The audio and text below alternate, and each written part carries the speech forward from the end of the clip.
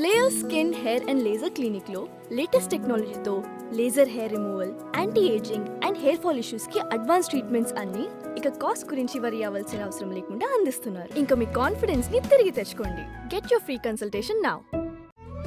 తెలుగు వారి number 1 choice Telugu matrimony. YCP మేనిఫెస్టోలో తొలి హామీ తొలి హాని ఆర్కేనేనా? మాజీ మంత్రుల వ్యాఖ్యలు వివరాల్లోకి వెళ్ళినట్లయితే ఏబిఎన్ రాధాకృష్ణ పైన మాజీ మంత్రులు మామూలుగా కాదు, చాలా ఘాటైన పదాలు ఇంకా గట్టిగా వార్నింగ్లు ఇస్తున్నారే అని అనుకోవాలి.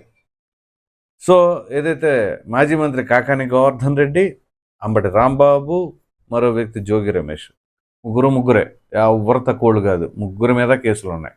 ఇందులో కాస్త కోస్త అంబటి రాంబాబే బెటరు.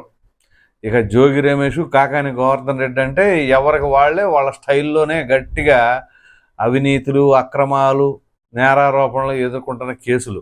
కాకాని గోవర్ధన్ రెడ్డి పైన అయితే ఇవి కొన్ని డాక్యుమెంట్స్ చోరీకి సంబంధించింది కానీ, అలాగే క్వాడ్స్, లైమ్ స్టోను వాటికి సంబంధించిన తవ్వకాలు అక్రమంగా, సోమిరెడ్డి చంద్రమోహన్ రెడ్డి పైన కూడా దాడులు చేయించిన ఘనత, ఇవన్నీ ఆరోపణలు ఆయన పైన గట్టిగా ఉన్నాయి. సో ఈ కాకాని గోవర్ధన్ రెడ్డి, అలాగే మరో మంత్రి, మాజీ మంత్రి జోగి రమేష్ అయితే తెలుసు కదా, అగ్రిగోల్డ్ కుంభకోణం దగ్గర నుంచి, అగ్రిగోల్డ్ భూముల కుంభకోణం దగ్గర నుంచి ఇక ఎన్నో కల్తీ మద్యం వరకు అనేక రకాలైన ఆరోపణలు. ఇక అదేమంటే నేను బీసీని, బలహీన సామాజిక వర్గాలని అని చెప్పుకునే జోగి రమేష్, వీళ్ళందరూ మొన్న మరి జగన్మోహన్ రెడ్డి గారి దగ్గర ఇంప్రెషన్ కొట్టేయాలనో, లేకపోతే ఇక మనకి రాజకీయ మనుగడ ఉండదు, ఇక మనకి వేరే పార్టీలో ఎట్లాగో స్కోప్ లేదు, అంతకుముందు ప్రయత్నాలు చేశారు కదా జోగి రమేష్ కూడా. సో ఇక తప్పదు, ఇక ఈ పార్టీ ఫిక్స్డ్ అని అనుకున్న తర్వాత కొంచెం అగ్రెసివ్గా వెళ్తున్నాడు. ఇక జగన్మోహన్ రెడ్డి గారి నైజం తెలుసు కదా, జగన్మోహన్ రెడ్డి గారి పల్స్ పట్టుకున్నాడు. ఏంటా పల్సు? ఎవరు అగ్రెసివ్గా వెళితే, ఎవరు బూతులు తిడితే, ఎవరు దాడులు చేస్తే వాళ్ళకి ప్రమోషన్లు ఉంటాయి. అది ఆల్రెడీ నిరూపితమైందిగా తన విషయంలోనే. ఇక బాగుంది, అర్థమైపోయింది. ఇక అందుకని కొంచెం గట్టిగా ప్రయత్నాలు జరుగుతూ ఉన్నాయి. సో మొన్న మంచి అవకాశం దొరికింది కదా, ఏముంది, ఇంకా ఏబిఎన్ రాధాకృష్ణ పైన దాడి చేయొచ్చు, వాళ్ళ మీడియా మీదకి వెళ్ళిపోవచ్చు అని చెప్పేసి, అది కూడా జగన్మోహన్ రెడ్డి గారి సూచనల మేరకే. అందులో ఒక వ్యక్తి చెప్పాడు, ఆ రోజు గుర్తుంచుకోండి. ఎప్పుడైతే ఇక మామూలుగా కాదు, హైదరాబాద్ వెళ్ళి మరి అది 2 రోజుల తర్వాతలేండి, అది వేరే. మళ్ళీ 2 రోజుల తర్వాత ఎందుకు చేశారు అట్లాంటి కారణాలు నన్ను అడగొద్దు, అది వాళ్ళకి తెలుసు. సో శనివారం సాయంత్రం జరిగితే మంగళవారం వాళ్ళు చేసిన ఈ యొక్క హడావుడి కార్యక్రమం. సో ఈ కార్యక్రమం సందర్భంగా ఇంక అక్కడ మామూలుగా కాదు, ఏబిఎన్ రాధాకృష్ణన్ అయితే అసలు లేపేస్తాం, వేసేస్తాం, మిమ్మల్ని అసలు బతకనీయం, ఆ టైప్లో మాట్లాడారు. అయితే ఇక్కడ ప్రధానంగా చెప్పుకోవాల్సింది, ఇప్పుడు వైసీపీ మేనిఫెస్టోలో అంటే తొలి హాని తలపెట్టబోయేది ఆర్కేకేనా? ఎందుకు హాని అంటున్నానంటే, మేనిఫెస్టో రంగాల హామీలు ఇస్తారు ఎవరైనా ప్రజలకి. కానీ వీళ్ళు ఇప్పటి వరకు గమనించండి, ప్రతిసారి కూడా మేము అధికారంలోకి వస్తాం అంటున్నారు. కానీ ఏ ఒక్కరు కూడా ఇప్పటి వరకు ప్రజలకు సంబంధించింది ఈ హామీ చేస్తాం అని అనలా. రావడం లోపలేస్తాం, బొక్కలు వేస్తాం, తాడదీస్తాం, బట్టలు ఓడదీస్తాం అని చెప్పేసి చెప్పడం తప్ప ప్రజలకు ఇది చేస్తామని ఇంతవరకు చెప్పలా. చరిత్రలో ఎన్నడూ లేని విధంగా మరి ఇట్లాంటివి వేసేస్తాం, లేపేస్తాం, బట్టలు ఓడదీస్తాం అన్న వాళ్ళని అధికారంలోకి తీసుకొచ్చిన చరిత్ర ఏమైనా ఉందా? లేదా ఫస్ట్ టైం జగన్మోహన్ రెడ్డి గారు ఏమైనా రికార్డు క్రియేట్ చేయాలనుకుంటున్నారా? ప్రజలు దాన్ని నమ్ముతారా, ఆహ్వానిస్తారా? ఇవన్నీ కూడా ప్రశ్నలే. అయితే ఇక్కడ ప్రధానంగా ఈ యొక్క మాజీ మంత్రి చేసే వ్యాఖ్యలకి ఇప్పుడు వైసీపీ భవిష్యత్తు ఎలా ఉండబోతుంది ఆలోచించండి. సో వీళ్ళు ఏమంటున్నారు, మేము రేపు రాగానే 2020 రాగానే ఎన్ని ఊహాలోకమే, వైనాట్ 170,000 ఊహాలోకం, కంగారు పడాల్సిన పనే లేదులేండి. కానీ వీళ్ళ ప్రగల్భాలు చూడండి ఎలా ఉన్నాయో. రేపు రాగానే అసలు ఏబిఎన్ రాధాకృష్ణ మీడియాను మూసేస్తాం, తొలి సంతకం అదేనట. ఎవరు? మాజీ మంత్రులు చెబుతున్నది. తొలి సంతకం అదే, మేము వేసేస్తాం. ఏది మీరు వేసేయటానికి, మీరు ఇరగదీయటానికి అధికారంలోకి వస్తారా? ప్రజలు దాన్ని నమ్మాలి, ప్రజలు మిమ్మల్ని గెలిపియాలి. ఎందుకోసం అంటే వాళ్ళని వేసేయాలి, వీళ్ళని తాట తీసేయాలి అనే దాని మీద. ఇది కొత్త నైజం, కొత్త తరహా రాజకీయం. ఇది మరి వైసీపీ వాళ్ళ వ్యవహార శైలి అంతేనా, లేకపోతే జగన్మోహన్ రెడ్డి గారికి అనుగుణంగా వైసీపీ వాళ్ళు ఇటువంటి వ్యాఖ్యలు చేస్తున్నారనుకోవాలా?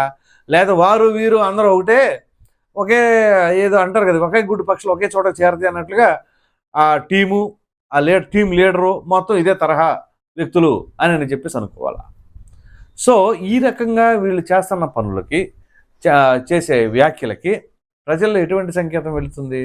అదేమైనా ఆలోచన ఉందా? లేదు, ముమ్మాటికి లేదు, చేసుకోరు కూడా. సో ఆ ప్రకారంగా ఇప్పుడు వీళ్ళు అంటున్నది ఏంటి అంటే, మేము ఏమైనా రాధాకృష్ణ బతకలేము. అది అంటే మీడియా సంస్థల వాళ్ళు లేరు, వాళ్ళు లేరు, వీళ్ళు లేరు. అలా లెక్కేసుకుంటే వాళ్ళకి మీడియా సంస్థ ఉంది కదా, ఆ మీడియా సంస్థకు సంబంధించి మీడియా నడుపుతుంది ఎవరు? వైఎస్ భారతీదేవి గారు. మరి పోనీ అందులో ఏమైనా నిజాలు ఉంటాయా అంటే, నువ్వు భూతత్వం వేసి చూసినా కానీ ఒకటి కనపడితే బ్రహ్మాండం. ఏది? 10,000లో 10,000లో ఒక వాస్తవం ఉందంటే అసలు అద్భుతంగా చేస్తున్నట్టే ఆ మీడియా. ఏది? వాళ్ళ మీడియా. ఆ ప్రకారమైన పరిస్థితులు ఉన్నాయి. సో ఏ రోజైనా ఎవరైనా కానీ భారతి గారిని ఉద్దేశించి, పోనీ తెలుగుదేశం పార్టీ వాళ్ళ గురించి తీసుకోండి, తెలుగుదేశం పార్టీ వాళ్ళు కానీ జనసేన వాళ్ళు కానీ ఏ రోజైనా భారతి గారి గురించి మాట్లాడారా? మాట్లాడలా. ఏది? నారాసుర రక్త చరిత్ర అన్నా కానీ, వాళ్ళు ఏదో పిచ్చి వార్తలు రాస్తారన్నారు కానీ భారతి గారి దాకా ఏ ఒక్కరి నోరు మెదపల. మరి అటువంటిది ఆ హుందాతనం, ఆ గౌరవం నిలబెట్టుకోవాలి కదా ఎవరైనా. వాళ్ళు ఎలాగో వార్తల్లో ఆ హుందాతనం, గౌరవం ఉండదు. మరి అటువంటిప్పుడు వీళ్ళు మాత్రం ఏ శాతం పొడి శాతం, పైగా వీళ్ళు ఎక్కడ వేసేసేది? పోనీ ఆంధ్రప్రదేశ్లో వచ్చేసి కూడా కాదు, మళ్ళీ హైదరాబాద్లో కూడా ఇచ్చేసారు. హైదరాబాద్లో గట్టిగా. మరి హైదరాబాద్లో ఎందుకు చేశారు ఏంటి అంటే అది మరి తెలియదు. ఏపీలో ఆ రకంగానే గట్టిగా వ్యాఖ్యలు చేస్తే ఇమీడియట్గా మూసేస్తారని చెప్పేసి అనుకోవాలా. సరే, అఫ్కోర్స్ కేసులు ఎక్కడైనా కేసులు నమోదు అవుతూ ఉంటాయి. అఫ్కోర్స్ దానికి కూడా వీళ్ళు పెద్ద హీరోయిజం లాగా ఫీల్ అయితే ఉండొచ్చు. కానీ దానివల్ల ప్రజలకు ఎటువంటి సంకేతం వెళ్తుంది అనేదే ముఖ్యం. మనం ఎంతసేపటికి అది చేసాం, ఇది చేసాం, లేకపోతే రేపు వచ్చిన తర్వాత చేసేస్తాం, బట్టలు కూడా తీసేస్తాం, ఒక్కొక్కళ్ళు కుమ్మేస్తాం అంటే అసలు మీ పట్ల ప్రజలకి నమ్మకం ఏమాత్రం ఇప్పుడు ఉంది? అరే రే జగన్మోహన్ రెడ్డి గారిని మిస్ అయ్యేవే అన్న ఫీలింగ్ ఏమైనా ఉందా? మీ అందరికి మీరు చెప్పుకుంటా మీరు అనుకోవడమే. ఏది? జగన్మోహన్ రెడ్డి గారిని మిస్ అయ్యారని ఏది రోజా లాంటి వాళ్ళు చెప్పడమే. కనీసం ఆ రోజా కూడా అంత యాక్టివ్గా ఏం లేరు. ఏదో అప్పుడప్పుడు కనపడకపోతే మనకి అసలు మీడియా మర్చిపోద్ది, రాజకీయ ఉనికికి ప్రమాదం అని చెప్పేసి మాట్లాడతాం తప్ప ఏ రోజు కూడా అంత ఇదేం లేదు. సో మీరు కనుక గమనించండి, ఈ మావిగన్ ప్రస్తావన అప్పటి నుంచి చాలామంది వైసీపీ నాయకులు సైలెంట్ అయిపోయారు. అబ్బో ఇదేదో మనకి ఇంకా తేడా కొట్టేటట్టు ఉంది, మనకు అనవసరం రా బాబు, దూరంగా జరిగిపోదాం అనే పరిస్థితి ఉంది. సో అట్లాంటి పరిస్థితులకు తీసుకువెళ్ళింది ఎవరు? వీళ్ళ ఆలోచన విధానం, చేసే ఏం వ్యాఖ్యలు అనాలి దాన్ని, సమయం సందర్భం వాటితో సంబంధం లేకుండా మనం ఏది పడితే అది మాట్లాడేస్తే అది తర్వాత విషయం తర్వాత అనుకుంటే అలాగ ఉంటుంది. ఎందుకంటే లోక్సభలో బిల్లు పాస్ అయ్యే సమయంలో తీసుకొచ్చిన పదవి ఇది మావిగన్. ఈ మావిగన్లు ఎందుకులేండి, కొన్ని పదాలు వస్తున్నాయి. కానీ చివరికి మాజీ ముఖ్యమంత్రి ఈ మావిగన్ అని చెప్పేసి, అది మాజీ ముఖ్యమంత్రి అయిన తర్వాత అటువంటి ఆలోచన వచ్చిందో తెలియదు. కానీ మొత్తానికి ఈ మాజీలు అయిపోయిన అందరూ కూడా మావిగన్లాగా ఎట్ట తయారయ్యారంటే, మేనిఫెస్టోలో మా తొలి హామీ ఇదే, సారీ హామీ కూడా కాదు, మేము ఈ హాని కనిపెట్టేది ఏబిఎన్ రాధాకృష్ణకే అని చెప్పేసి అనుకుంటున్నారు. ఒకటి మాత్రం గుర్తుంచుకోండి, ఇప్పుడు ఎవరెవరైతే రాధాకృష్ణ ఉద్దేశించి మాట్లాడారో, రాధాకృష్ణ వాళ్ళ సైడ్ నుంచి ఎటువంటి నేరారోపణలు, అవినీతి అక్రమాలు లేనోళ్ళు అదృష్టవంతులు. కానీ అటువంటి ఆరోపణలు, కేసులు ఉన్నవాళ్ళు కనుక ఆయన పైన ధ్వజం ఎత్తితే వాళ్ళ హిస్టరీ మొత్తం బయటికి తీస్తారు. ఆ హిస్టరీ బయటికి తీస్తే ఏమవుద్దో తెలుసా? ఇక రాజకీయ ఉనికి సంగతి తర్వాత బయట ఉండటానికి కూడా కష్టమే. ఎందుకంటే ఇప్పుడు ఆయన ఆల్రెడీ దాంట్లో ఆ పనిలో నిమగ్నం అయిపోయారు. ఇప్పటికే చాలామంది బ్యాక్ ఎండ్లో కాల్ చేసి, అయ్యా రాధాకృష్ణ గారు తప్పైపోయింది, మాదేం లేదు, అక్కడ పార్టీ అధిష్టానం చెప్పిన మేరకు మేము ఇట్లా ప్రవర్తించాల్సి వచ్చింది అని కూడా ఒక టాక్ ఉంది. ఇంకొంతమంది అయితే మంత్రాలు జరుగుతున్నారంట, లేదని మీరు లైట్ తీసుకోండి, మేము అంత గట్టిగా ఏదో అక్కడ మైక్ ముందు మాట్లాడాం కానీ అవన్నీ నిజాలని చెప్పేసి మీరేం ఇది చేసుకోవాలని కూడా కొంతమంది బేరసారాలు జరుపుతున్నారు అనేది కూడా కొన్ని విశ్వసనీయ వర్గాల నుంచి ఇన్ఫర్మేషన్ అయితే లీక్ అవుతుంది.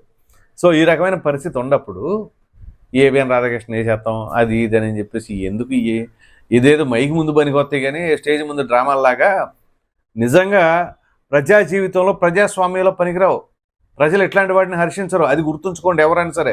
ఒక్కొక్కరికి దశాబ్దాల పాటు రాజకీయ అనుభవం ఉంది, ఎందుకు ఏం చేసుకోను, దాడులు చేయడానికి, అవినీతి అక్రమాలు చేసుకోవడానికి, ఈ రకంగా కబ్జాలు చేసుకోవడానికి తప్ప ప్రజల్ని ఎటువంటి మాటలు చెప్తే మెప్పు పొందొచ్చు అనే అవకాశం లేదు. ఇప్పుడు ఈ గెలిచిన ఈ మాజీలందరూ కూడా, అంటే సారీ ఇప్పుడు ఓడిపోయి మాజీలు అయ్యారులే, వాళ్ళు ఆ గెలిచినప్పుడు వాళ్ళ చరిష్మాను చూసి గెలిచినప్పుడు జగన్మోహన్ రెడ్డి చరిష్మా అదంతా జగన్మోహన్ రెడ్డి చరిష్మా తప్ప వీళ్ళ ఫేస్ వాల్యూతోనూ వీళ్ళకున్న ఇండివిజువల్ గ్రాఫ్తోనూ గెలిచిన వాళ్ళు కాదు. ఇది మాత్రం అండర్లైన్ చేసుకోండి. సో ఇప్పుడు ఆ జగన్మోహన్ రెడ్డి చరిష్మానే పెద్ద క్వశ్చన్ మార్క్గా మారిపోయింది. సో అటువంటి తరుణంలో ఇంక ఈ వీళ్ళ భవిష్యత్తు ఏంటి అది అర్థం చేసుకోండి. సో మొత్తం మీద చూడాలంటే ఓవరాల్గా వీళ్ళు తొలి మేనిఫెస్టో ఏంటి అంటే, మేము వాళ్ళని పెత్త అనే తరహాలు ఇప్పుడు ఏబిఎన్ రాధాకృష్ణ అధికారంలో రాగానే మేము ఏదో వేసేస్తాం అంటే అది లోపలేస్తామంటారా ఇంకా వేరే రకంగా వేసేస్తామంటారా, కానీ ఈ వీడియో పైన మీ అభిప్రాయం ఏంటంటే కామెంట్లో తెలియజేయండి. Thank you.